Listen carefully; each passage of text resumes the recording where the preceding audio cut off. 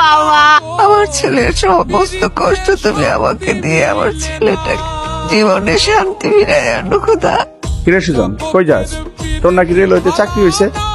তুই কেন শুধু শুধু নিজের সম্মান নষ্ট করতে গেলি? মানুষ কি একটা মানুষকে ভালোবাসতে পারে না? ভালোবাসতে পারে, কিন্তু যেখানে মানুষটা ভালোবাসে বিশ্বাসই না, সেখানে আমার মনে হয় তোর না যাওয়াটাই ভালো। আমি তো ভাবছিলাম ব্যাপার সাথে ওর ব্যাপারে কথা বলবো, আমার বিয়েটা আমি ক্যান্সেল করব। সুতরাং আমাকে তোমার আজকে মেনে নিতেই হবে, না হলে এই গাছের ডালে ঝুলে আমি করব, আর তার জন্য শুধুমাত্র দায়ী থাকবা তুমি। তুই কি শুরু করছো বলো তো আমাকে?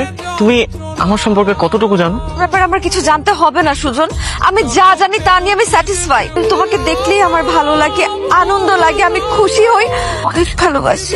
এইসব ইমোশনাল কথাবার্তা বলো না। এই পৃথিবীতে ইমোশনের কোনো দাম নাই। আমার লাইফে একজন এরকম, আমাকে দেখলে তারও খুশি লাগতো, ভালো লাগতো, আনন্দ লাগতো।